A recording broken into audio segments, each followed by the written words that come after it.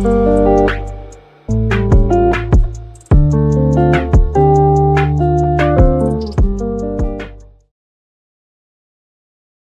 สงค่าพี่น้องผู้ชมยินเสียงใต้ดินนับยำกุโซกุปาแก้มหลีกตั้งสายลมอีกบาดางขาวลงแรงเปิงไหลมาหบทบหบยากันกว่าแทงวันหนึ่งค่ะย้อนหาตั้งหักเมตตาดังนิมใจดังสมซื่อมนเปียวตีลูกตีถาวราพระเป็นเจ้าผู้ใหญ่แม่และสูงสุดโตขอดแผ่วถึงนาสุตอาศักนาหอนาเฮินนาฬิการงานของเฮาคากว่าหังเผาหังมันสิกรรมค่ะในวันมื้อนี้เฮาก็ได้สืบเห็นแก่มอิสระคาน7คาน8เขาอิสระคาน7คาน8คานที่1ต่อบ่ถึงคานที่6ในคันเนาะเป็นรองดังที่จูหมอนดังก็ผู้อ่อนหูก็เป็นเจรูปาเพลาปากลเมียวอิเซลาไหวปอกมาที่เวียงเยรูซาเล็มปอกนั้นค่ะมีคนเมียวจู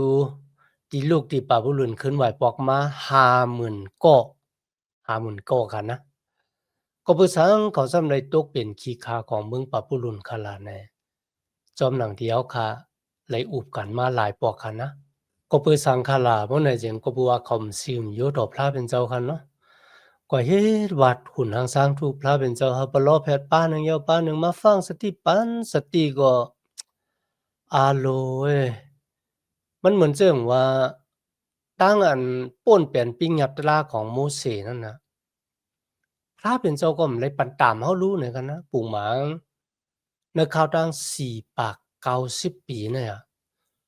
พระเป็นเจ้าเมียมิ่งที่เขาคันเอาว่า7วัน1วันบุญตาโกน7ปี1ปีบุญตาลินเมืองเนี่ยค่ะนะ4ปาก90ปีในลินเมืองหรูเลยกึดข่าวดัง70ปีกุยกับคนอยู่อิสราเขากึดปานเดียวก็ป่นเปลี่ยนปิงยับตราอย่าหันว่าพระเป็นเจ้าเนี่ยด้วยลูกเฮาหวานเฮาผูกในปีที่7ก็ยังมีหมักเข้าห้องน้ำอยู่รู้เนี่ยพี่น้องค่ะพระเป็นเจ้ายื่นสีขามหึงแต่บ่ว่ากันนะณวันมื้อนั้นก็เหมือนกันครับบางพอเฮาก็เฮ็ดผิดปิงยับตราพระเป็นเจ้าเจตนาตั้งใจเฮ็ดนะครับเฮ็ดเอาพี่น้องพระเป็นเจ้ามันปันตามมาเนี่ยพี่น้องค่ะพระเป็นเจ้าพระที่มีตังเยียนขามหึงมันเจ้าอัปเดตฟังสติปันสติเฮามาดาเสียอุบเจอเจ้าหาลูกล่างตะเปเจ้าหนังกันค่ะนะนั่นก็มาดังสมัยจำดีของพระเป็นเจ้าที่ในพระเป็นเจ้าเจ้าปลอบแผดฟังสติเขากุยกะพี่น้องค่ะมีตังอยู่สิกูยำพระเป็นเจ้าหรือสินั่นก็ขุนทางสร้างทูตดีอยู่ในหูใจเขานั่นน่ะมีวันเอาออกเลยพระเป็นเจ้าจึงขายเขากว่าตกเป็นขี้คร้านในเมืองป่าบุญหลวงข่าวต่าง70ปีเมื่อเจ้าค่ะพระเป็นเจ้าเลยมักคานคนก่อนหนึ่งที่มีชื่อว่าไซรัสนั่นค่ะนะพระเป็นเจ้าเลือกเก็บไว้จะเมื่อกับปานอิสยาห์เลยโหท้าไว้รองของเขาค่ะนะ2ปากปีอ่อนดังที่เขาได้มาเกิดคนสิเมียวในเนี่ยค่ะนะได้ปล่อยคนเมียวอิสราขึ้นไหวปอกมาก่อตังพวกตังจ้องปิกหมานพระเป็นเจ้าเนี่ยเมื่อขุนหอคำไซรัสขึ้นมาเป็นขุนหอคำเมืองบาชาค่ะเนาะเมืองมีดีบาชามันเลยฮู้ร้องเลยอาโลมันคุกจะไหลกลุ่มเกจูของพระเป็นเจ้าว่าที่ข้าเลยอุปเปิงสึงจึงมันเมืองกามีเนี่ยมันเป็นต่างอันพระเป็นเจ้ามักคานบุญดาคารเนี่ยเขาก็เลยเฮ็ดจอมหนังอโลของพระเป็นเจ้ากำแนวคำมาถึงอิสระคาน7คาน8ในค่ะนะเฮาก็ติเลยหันผู้อ่อนหูก็หมายมันจะเจรูปะเปล่าค่ะนะ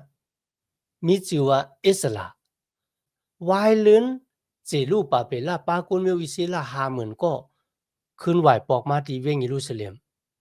วายลืน57ปีเขา57ปีครับผู้อ่อนโหที่มีชื่อว่าอิสระจึงต่างป้าตัวเจ้าเก่านั้นก็เนตัวเจ้าเก่าขึ้นมาค่ะนะอ่อนดังสุดค่ะผู้อ่อนโหก็มามีชื่อว่าอิสระเขาเป็นพลาเนี่ยเขาเป็นเสียหมอแก้มธรรมะเป็นผู้ล่วงแหลนในปิญญาตราของโมเสสหรือสินั่นก็เป็นชื่อเงินไขของปัดลอเหตุเขาสืบค่ะนะสืบหนึ่งยาวสืบหนึ่งสืบหนึ่งยาวสืบหนึ่งเนี่ยโตบ่ถึงอาโรนค่ะมันปองว่าอิสราเนี่ยสืบมาในสายเลือดของ ปัลลอเฮกที่เป็นก้นที่อยู่วงกลางดังก้นดังพลาค่ะนะเขาเลยอักขว้างที่เจ้ามุนอยากคุณเอาคำอาตาเจลิดของเมืองเมดิบาชาค่ะเฮาป้าก้นมิวอิเซลาไหวปอกมาขึ้นเวียงเยรูซาเล็มปอกที่สองและอักขว้างที่เจ้ามุนอยากคุณเอาคำค่ะนะห่างกันดังเจรูปาเบลาที่ป้าก้นมิวอิเซลา50,000ก่อมาเนี่ย57 ปีค่ะก้นที่มาซอมอิสลาปอกในค่ะนะมีอยู่2เหงก่อค่ะเลอเซปอก่อนตังเต้ๆวาๆค่ะนะกุ้ยกะมีผู้อ่อนโหอีกบาดังปะโลเฮกนำเต้ๆค่ะนำเลอเซปอกันดังค่ะมันบอกว่ามีคนที่มีสติปัญญาเป็นปะโลเฮกและอีกบาดังคนเลวีนำได้นำว่า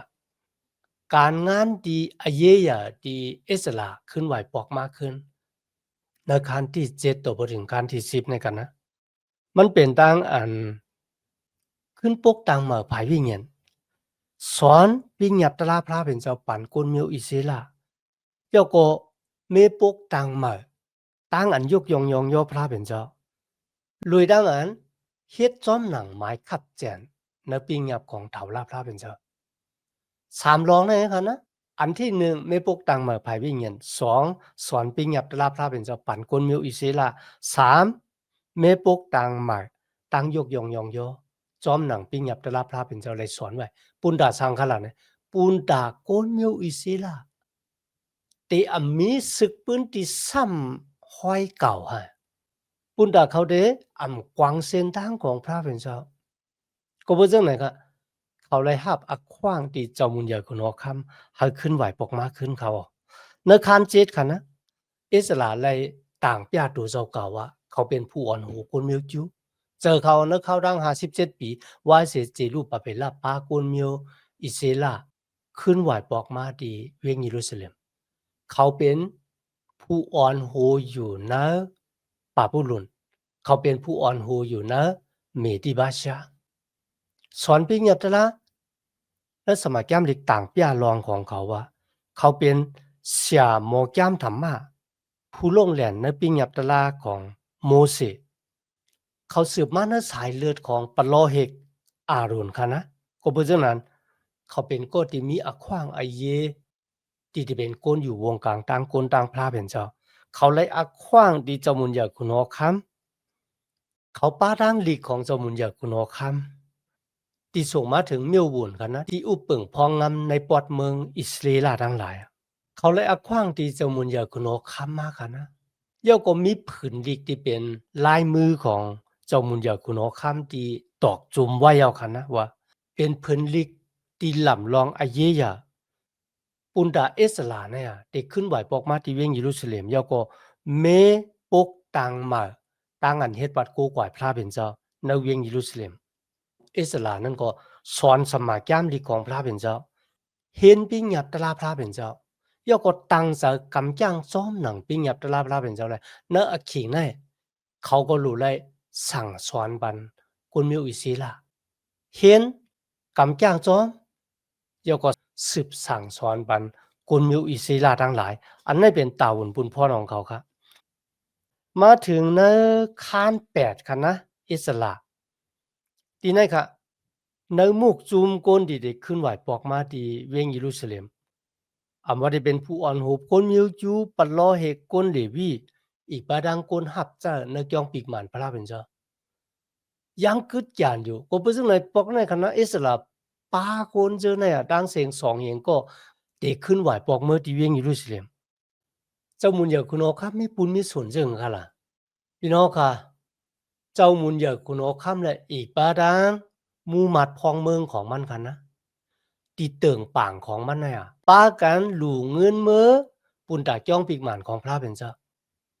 มาจะเป็นคำว่ะมาจะเป็นเงินว่ะมาจะเป็นต้องเหลืองว่ะก็กะหวานใช่ไหมคะนะฮัลโหลน้ำแต่พี่น้องค่ะนั่นมันบอกว่าอิสลามเนี่ยเขามีอาศักดานที่เป็นศักดิ์ศรีอันลีต่อหน้าเจ้ามุนยาคุณอคำอาดาเสลิดอีกปาดังมูมัดพองเมืองของมันอิสลามเป็นก็ที่เจ้ามุนอยากคุณอคำยกยองที่ว่าจังไหนก็ไรกันนะพี่น้องค่ะ คุณโอคำปันอักขว้างมันค่ะนะเฮามือต่างผู้หับนาการของเจ้ามุนเหยาคุณโอคำในเวียงเยรูซาเล็มและเฮามือจีอย่างปะคนที่หับทำนาการเจ้ามุนเหยาคุณโอคำก็เราตีมลีนะเนี่ยคนเจอนั่นน่ะอิสลามมีอักขว้างจีอย่างคนหับทำนาการหลวงปองซิงเขาเลยอักขว้างไอเย่เหยาได้แต่ค่ะนะก็เพราะฉะนั้นอาณาที่เขาเลยหับเนี่ยมันจะเอกันนะ พี่น้องครับเพราะว่าเขามีอาณาบุญดาเดต่างคนเขาเป็นเจ้าเป็นคุณแล้วก็มีอาณาจีอย่างคนที่เฮ็ดผิดนั่นน่ะเพราะว่าเขาเจออาณานั่นน่ะลุยตังจังมันน่ะแม่นจอมหนังตะลาไหนคะนะอัลโลมันลีโกแกเป็นเพดอกก้นดังหลายแต่ว่ากุยกาดีในเจ้ามุนเหยาคุณอคำในไว้เจอมันว่ามันเป็นก็ที่คู่ปิญญาตะลาพระเป็นเจ้ากำจ้างจอมหนังปิญญาตะลาพระเป็นเจ้าเลย แต่เป็นก็ที่สอนปิญญาตราพระเป็นเจ้าปั่นกลมิวอิเสลาทั้งหลายอ่อนร่างที่แต่ออกเมืองป่าบุรุนเขาป้ากันกว่ากึตีหิมแม่น้ำดีไหนคะเขาสุดต้องหาพระเป็นเจ้าพี่น้องค่ะอิสลามว่าที่แต่มันนะพวกขาดแต่ย้อนโกนซึกคำว่าจะเป็นโกนซึกโลมานะให้เขาเปิดแกะเขกังเขาตัวเมื่อถึงเวียงเยรูซาเล็มก่อนไรเหรอ กุยกะมือขาดซุกอยู่ต่อหน้าเจ้ามุนเหยาคุณโอครับคาไลลาดว่ามือของพระเป็นเจ้าติเกตเขเฮกังก็ตีอยู่มาตำจากนั้นมันก็พูดซึ่งในคำย้อนนะครับย้อนได้กันนะเขาก็อิงปึงอากูตังสุดต้องของเขาเขาสุดต้องดีนะอ่ะอึบตังกี่ในสุดต้องค่ะนะวายเสนันก็ป้ากันออกเส้นตาสายตั้งมือกว่าพี่น้องกันเนกับป่านนั้นมันจะลองไงตั้งอันเด็กกว่าตาไปตั้งเขาลูกตีเมืองป่าผู้หลุนค่ะนะเมืองอิหร่านเนกับป่านในเนาะ ตัวบ่มือถึงเวียงเยรูซาเล็มเจ้าข่าวตัง5เรือนค่ะนึกข่าวตัง5เรือนได้ง่ายค่ะอิสระสุดต้องค่ะนะว่ามีโกนหวางก็ตีหู้รองของเขาเขาเลยค้ำมือนำมาก็คือเขาเลยเงินมือนำมาก็คือมีโกนหู้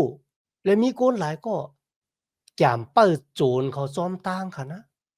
อีกว่าทางหยันสู่ของเขาก็มีค่ะเนาะติเปิดเฮ็ดเปิดคัดเขาแทง นั่นมันบอกว่าข้าวร่างที่เขาไปเมื่อก่อนเนี่ยมันน่ะป่นเพค่ะนะก็เป็นจังไหนเขาอิงปึงพระเป็นซอเขาไม่ได้อิงปึงโกนไม่ได้อิงปึงอาณาคุโนค่ำเลยไม่ได้อิงปึงอาณาลูกซึกก้อยก็อิงปึงพระเป็นซออาหลีอามแต่ค่ะนะอันนั้นก็เขามีจุดอาศักที่เป็นศักดิ์สิทธิ์อันหลีกันนะเป็นปุ่งหางที่หลีปุ่นดาวขาดแต่ เงินค้ำปีคุณออกค้ำเลยอีกว่าดังมือวัดพองเมืองโปรติปันดังเติมปังที่เจ้ามุนเหยาคุณออกค้ำหลู่มือในค่ะนะอิสระหาก้นเหลวีเนี่ยเป็นก็ที่ลุมลาเขาก็บ่สังค่ะล่ะก็บ่ว่าเงินค้ำจะเนี่ยคุณออกค้ำหลู่มือปุนดาเดเมกุเมเฮ็ดจ้องปิกหมันพระเป็นเจ้าหามันห่างหลีก็บ่จ้องปิกหมันเฮ็ดมา57ปีแล้วค่ะลูกมันอัปเดตพังอู้ปังกว่า ก็บ่จั่งไหนเฮามีกุมมีเฮ็ดจ้องปิกหม่านพระเป็นเจ้าผู้เหยี่ยวแม่และสูงสุดเฮากึ่งเถอกกึ่งตานกันดังตั้งเหยี่ยวแม่ของมันเจ้าเฮาจ้องปิกหม่านห่างหลีห่างงามเนี่ยคุณโฮข้ามก็หลู่มือเขาอิสระเฮาก้นเลวีที่เป็นก้นมดจ่างของพระเป็นเจ้านั่นก็ได้เป็นก็ที่ลุ่มลาโคเงินโคคำของพระเป็นเจ้าต่อบ่มือถึงวิ่งเยรูซาเล็ม คุณเอาคำมีอเมงที่อิสลาค่ะนะว่าเมื่อถึงที่เวียงเยรูซาเล็มเขาสู่เจ้าเงินกว่าซื้อโวกว่าซื้อสัตว์ตะลิกสารทีเดียวมาเป็นเครื่องปลูกสอนนะครับนะยกก็ลูเครื่องปลูกสอสุดต้องที่พระเป็นเจ้าปุณดาคุณเอาคำนั่นเนาะเยิงถึงคุณเอาคำอัตตเสรีนะครับนะอีกบาดังหน้าหอหน้าเฮือนของเขายกก็นาฬิการงานในสิ่งวันเมืองของเขาย้อนหาพระเป็นเจ้าปันนั่งดี Alam ngai kha kon kon te pen ti yok yong เจ้ามุนอยากคุณอคำเลยเนี่ยมันน่ะมงายอิสระเขาฮู้ว่ามือของพระเป็นเจ้ามีอยู่รวยจอมค่ะตาของพระเป็นเจ้าเป้ยหลอมหรูลุมลาเฮาคาเนี่ยพระเป็นเจ้าป้าเนี่ยเป็นพระที่อศักลิบเต็มเต้เนี่ยเพราะว่าเขาคำมาอ่านนะแก้มลิกเนี่ยเขาขาดติเลยหันตั้งเหยื่อเมียดของพระเป็นเจ้า กติสัจจะของพระเป็นเจ้าตั้งหลอมรูลุ่มลาของพระเป็นเจ้าต่อโกนหั่นนะเมื่อกูบอกเลิกกนจื้อจัดเจ้าคือมีอิสิลากันนั้นกูก็ไหว้เสียจอิสุตายลูกกำลังตายขึ้นลิบมาเนี่ยพระเป็นเจ้าเลิกกนกูเจ้าคือเขาเป็นลูกหลานมันเจ้าเฮาเข้ามามีดังศึกสำจำเจ้ามันเจ้าลุยดังอยู่มาตำเจ้าในจุอิสุห้าบ่จุอิสุมาเป็นเจ้าเกกยอดย้อนเฮามันเจ้าปวดวางควางรถปั่นวัวแปดเดียวก็กองหลังแปดอาสาเก่าอาแก้งเก่าตั้งยุ่มเก่าเดียวก็ไปจอมเสียนตังของพระเป็นเจ้าพี่น้องค่ะพระเป็นเจ้าป้าเนี่ยเป็นพระดีอาศักลิบอยู่แต่วาเขาเมื่อถึงที่เวียงเยรูซาเล็มเงินคำที่เจ้ามุนยาคุณอคำมูมัดพองเมืองคนที่ปันตั้งเติงป่างที่เจ้ามุนยาคุณอคำดูมาเขาก็เอาอาบด้วยปันในมือของปัลลอเฮกในเวียงเยรูซาเล็มนั้นในวันนั้นน่ะเขาเอาเครื่องปลูกจอดที่เป็นวูเนี่ยครับนับอ่านโหสิบคณะแป้ว่าโซ่เนี่ยลูเครื่องปลูกจอปันพระเป็นเจ้าต่างกี้สู่พระเป็นเจ้าที่อ่อนส่งในตั้งต่อปมาหอดเพียวถึงในเวียงเยรูซาเล็มป้นเพียนเลยซ้อมตาซ้อมตางกามีตั้งเสียงดังลงลอยมืออันใหญ่เมียดของพระเป็นเจ้าก็เพราะฉะนั้นในวันเหมือนในกันนะเขาขาดเลยเห็นหู้ในเอสลาคัน7คัน8นั่นอ่ะอันที่หนึ่งผู้อ่อนหูผายวิเงียนเนี่ยหลู่ไรเมแฮนตูในต่างอันเห็นปิงหยับตลาพระเป็นเจ้าผู้อ่อนหูผายวิเงียนกันนะหลู่ไรเมแฮนตูเห็นหูปิงหยับตลาของถาวรพระเป็นเจ้าเหมือนเจิงอิสลาเนี่ยในคัน7ข้อที่10คันนะอิสลาตั้งใจที่จะเห็นสมาแก้มดีของพระเป็นเจ้าเห็นเฮ็ดจอมกำจ้างจอมคันนะตีลำลองก็สืบสั่งสอนบันกลมิวอิเอลาทั้งหลายเขาฮู้จักปิงหยับตลาพระเป็นเจ้าอันที่สองครับตั้งอันเขาขึ้นไหวปอกมาปุนดาเดเมตปกตังมาตั้งเฮ็ดวัดกูก่อยของพระเป็นเจ้าเนี่ยมันลูกตีตั้งอันเขาตำใจวางใจนะพระเป็นเจ้าในคาน8ข้อ21 23กันนะเขาว่างจะเนื้อพระเป็นเจ้าจึงขลับว่าเนี่ยจึงเขาอากูเขาย้อนลูกซึกที่เจ้ามุนยาคุณหัวค่ำที่เด็ปเกตเกกลางเขาป้าเขามาถึงเวียงเยรูซาเล็มกุ้ยกะเขาอิงปึงอากูพระเป็นเจ้าลุยตั้งสุดต้องอ่อนดังที่เขาได้ออกเมืองเมดิบาชามาค่ะอันที่สามนั่นก็พระเป็นเจ้าเป็นผู้ที่อ่อนส่งในตั้งโกนของมันเจ้าเขามีตั้งมันเขิงหึมเกิงค่ะนะอิสระคัน7ข้อ6คัน7ข้อ9อิสระคัน8ข้อ31ครับลองที่4ครับตั้งอันอามาขามต่อเงินที่ได้หลู่พระเป็นเจ้าในคันนะเขาไว้อาเยว่าเงินเนี่ยมันเป็นรองอย่างเนี้ยก็เพื่อในเขาอาบไว้ในมือของกนเลวีค่ะที่เป็นโกนมดจ่างของพระเป็นเจ้าที่พระเป็นเจ้าเลิกไว้นะครับเลยเฮาเป้าหลอมดูลุ่มลาจ้องปีกหมาและซุ่มเถงเงินคำของพระเป็นเจ้าเขาอาบไว้ในมือโกนจังได๋ครับเฮาปามากันนะเดจะเอาที่เมดิบาชาตัวบ่ถึงเวียงเยรูซาเล็มข้าวตั้ง5เหรียญเขาเฮาโกนเลวีเป็นคนที่อามาขามอิสระคาน8ข้อ24ถึง30ขอลื่นสุดคันนะสักกับอาสาเขาคู่ของเงินคำของเขาปั่นพระเป็นเจ้าตั้งอันสักกับอาสาเขาและคู่ของเงินคำเขาปั่นพระเป็นเจ้าอันนั้นเป็นตั้งลำลองที่จะเป็นตั้งอันเมปุกตังมาณสุดาสักตานของเขาคันนะมันบอกว่าแต่มีลองมาบอกมาเขารู้เลยสักกับอาสาเขาคู่ของเงินคำที่เขามีนะอาปั่นพระเป็นเจ้าเขาพระเป็นเจ้าเป็นที่หนึ่งเหมือนเจิงดีอิสระละเอียดก็เพราะฉะนั้นนะวันเมื่อในความสอนบุญดาวค่ะก็อันที่หนึ่งเขาค่ะหลุละเฮียนสมาจามดีของพระเป็นเจ้าเจ้าเสียอุบซื้อเจ้าให้ค่ะนะพี่น้องดีอยู่มาตามใจนึกจุยสุขิตตั้งใจอ่านสมาจามดีของพระเป็นเจ้า1วันเดี๋ยวหมอกหลายหน้าอ่านกูวันมันบอกว่าอ่านตาเสมจะว่าอ่านวันกึดวันเนี่ยมันจะค่ะนะอ่านกูวันอัปเดตมันจะน้ำก้อยก็อ่านกูวันอิดเห็นสมาจามดีของพระเป็นเจ้าปุณดาอาสาเขาหูใจเขาติเล็กคำตั้งอันพระวิญญาณมดจางเจ้าแหลกหลายค่ายปูดปัน เมื่อเฮาเห็นสมาแก้มดีคันนะเห็นปุนตาเฮาวิ่งเห็นหมดจังเจ้าแหลกหลายค่ายปุดปันจุตาซะเขามันเจอเห็นบุญตาคู่สมาแก้มดีของพระเป็นเจ้าหลายๆกันนะอันที่สองเขาค่ะรู้เลยตำเจอวางเจอเนื้อพระเป็นเจ้ามันบอกว่าเมื่อเฮาค่ะติดเต็บจัดสินเจอเฮ็ดลองหยาๆเฮาค่ะมาสุดตองอันตังอิงปึงสติปิญญาเอ็นแห่งของโกนเป็นที่หนึ่งก้อยกะอิงปึงตั้งอยู่มัดในพระเป็นเจ้าค่ะอันที่สามตั้งอันเป็นผู้อ่อนโหติสิโยทีนี้เขาค่ะเลยหันว่าเอเจลาเป็นผู้อ่อนโหติสิโยค่ะณวันเมื่อนั้นค่ะเขาค่ะที่เป็นลูกหลางตะเปพระเป็นเจ้าก็ติดแต่หน้าหอนาเฮือนเนาะค่ะนะเขาเป็นพ่อเป็นแม่เนี่ย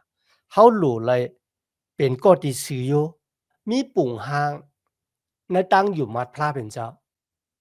มีสังค่ะอ่านสมาแก้มดีค่ะสุดต้องค่ะกว่าเฮ็ดวัดกู้กว่าพระเป็นเจ้าว่าข้อหมอกรัตระดังเกตจรองพระเป็นเจ้ามันบอกว่าเป็นผู้อ่อนโหที่มีปุ่งหางดีหลีที่มีปุ่งหางในตั้งอยู่มัดหรือเสนั้นก็เป็นผู้อ่อนโหที่มีตั้งอันอามาขามนาหอนาเฮือนเฮาคาคันเนาะข้อที่4คันนะ